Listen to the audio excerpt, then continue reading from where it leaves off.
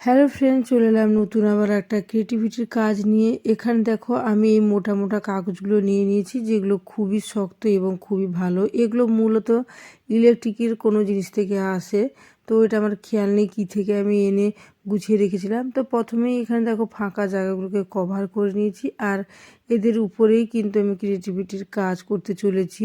তো এখানে আমি বেনুনিটাই করব। জীবনে কখনো যদি কোনো ডিজাইন মাথায় না আসে, এই বেনুনি হচ্ছে সবথেকে বেস্ট অপশান।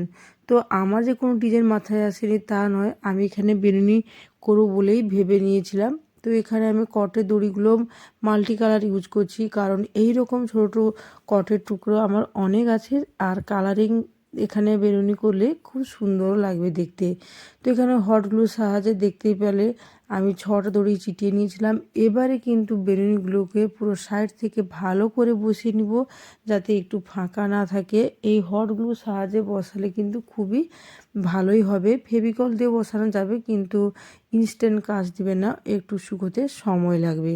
তো এইভাবে খুব সুন্দর করে আমি কিন্তু বসিয়ে নিব চারিদিকে। আর তোমাদের এই আইডিয়াটা কেমন লাগলো অবশ্যই কিন্তু কমেন্টস করে জানাবে। তোমাদের সুন্দর সুন্দর কমেন্টস কিন্তু আমাকে কাজে আরও আগ্রহ দেয়। তো এখানে দেখো আমি 3টা কালার লাগিয়েই নিয়েছি, এরপরে বিভিন্ন কালারগুলো বসাবো। তো অলরেডি দেখো আমার কমপ্লিট করেই আমি নিয়ে এসেছি, খুব সুন্দর লাগছে দেখতে।